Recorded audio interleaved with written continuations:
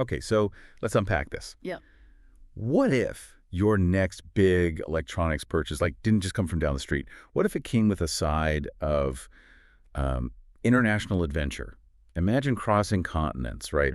Not just for a holiday, but specifically to grab some new tech. Sounds a bit wild, doesn't it? Maybe futuristic. It absolutely does. Yeah, it sounds counterintuitive at first glance. But the story we're diving into today, it's fascinating. It's about someone flying from India to Vietnam just to buy a MacBook. And it's not just some quirky travel tale.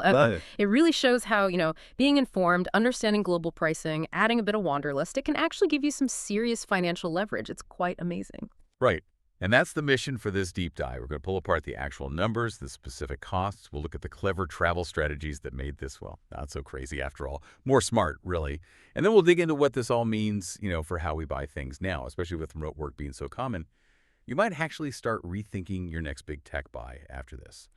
So the heart of this whole thing is a very specific gadget, the 14-inch M4 base model MacBook Pro.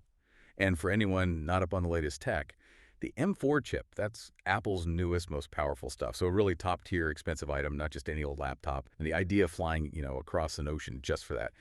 On the surface, it just seems, well, absurd. It really does. Yeah. And it probably would be, honestly, if the numbers didn't stack up the way they do. See, in India, this specific MacBook, you're looking at about $1,089,900. Maybe you get a bank discount, bring it down to around 1.85 lakh. Okay, now compare that. Our traveler found it in Vietnam at an authorized Apple reseller for V&D $45,990,000. Now that translates to roughly $1,058,125. So right away, boom, you're seeing a difference of over what? 27,000, just like that. Exactly. And here's where it gets really clever, because they didn't just stop at the sticker price. They knew about the VAT refund.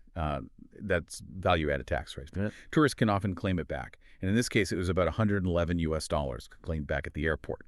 So you factor that in, and the laptop's final cost drops to around $1,048,500. Just for the machine itself, that's a direct saving of $36,500. I mean, that's pretty substantial, just by choosing where to buy it. But okay, I know what you're thinking. The flight, the travel, surely that eats up all the savings, right? That's the million-dollar question. Or maybe the $36,500 question here. So let's break down those other costs. The adventure part. Our traveler's round-trip flight to Vietnam, just $19,000.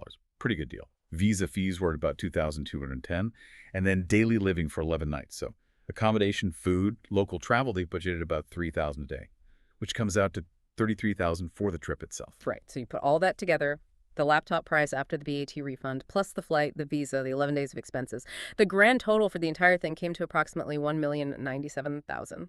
Get this. Just let that sink in. That's only about $5,000 more than the laptop alone would have cost in India. So for an extra $5,000, they got the top-tier MacBook and an 11-day international vacation. It's obnoxiously clever, isn't it? Really makes you wonder, what does this mean for how you might think about your own big purchases? And it wasn't just about the money saving, though. That was huge. This traveler maximized the whole experience. They actually worked remotely while they were there. Picture this.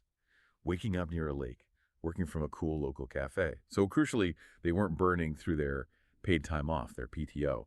Their vacation days stayed intact. It was like a working holiday, buying pho for lunch instead of staring at the usual office wall. So how did they manage to make the trip part so affordable? Well, that came down to being a really smart traveler. Some practical hacks. They used Grab for getting around. That's like the Uber of Southeast Asia. Super convenient and cheap. Opted for budget airlines, obviously. Got a local SIM card for affordable data, essential for remote work. And instead of fancy hotels, they chose hostel-style places. Much easier on the wallet. These weren't just lucky choices. It shows real strategic thinking. Made the whole thing totally feasible. And the planning went right down to the purchase itself. Like really meticulous. Before even leaving the store with the MacBook, they checked it, made sure it was the right model, everything okay, and crucially, double-checked it was eligible for that VAT refund. You don't want any surprises there. Yeah. And apparently getting the refund at the airport was super smooth. Just showed the invoice, got the cash back. Simple. Was there anything you think that could have easily tripped them up? Anything they cleverly navigated? Oh, absolutely. That pre-purchase check was vital. Sometimes the paperwork for VAT refunds can be tricky. If the item isn't correctly documented for export or if there's a mistake on the invoice, checking before leaving the shop basically eliminated that risk. Smart move. And just as a relatable detail for you listening, the traveler was vegetarian, and they managed just fine. Found good falafel, lots of fruit, and even brought some pre-cooked meals from India. So, yeah. Little planning goes a long way, even for dietary needs on a budget trip like this.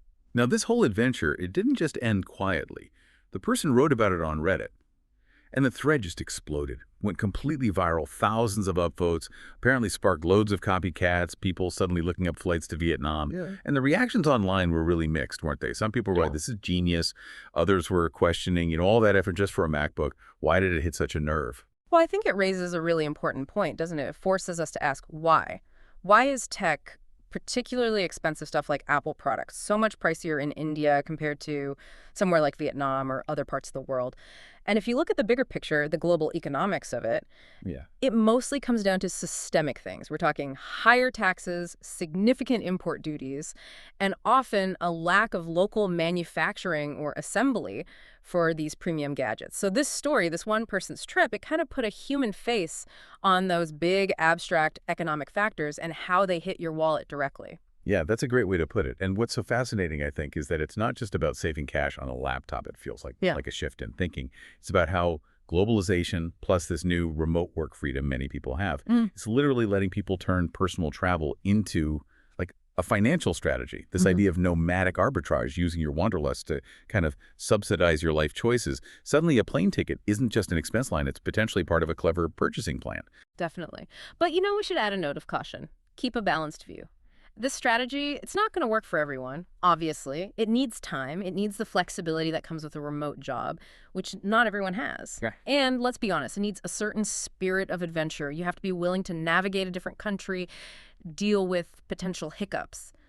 But for those people who do tick those boxes, someone with remote work, someone who loves to travel anyway, yeah, this could genuinely be the smartest way to buy expensive electronics, essentially getting a free holiday with your new gear. So yeah, what started as just, needing a new laptop, it morphed into this amazing travel hack and then blew up online.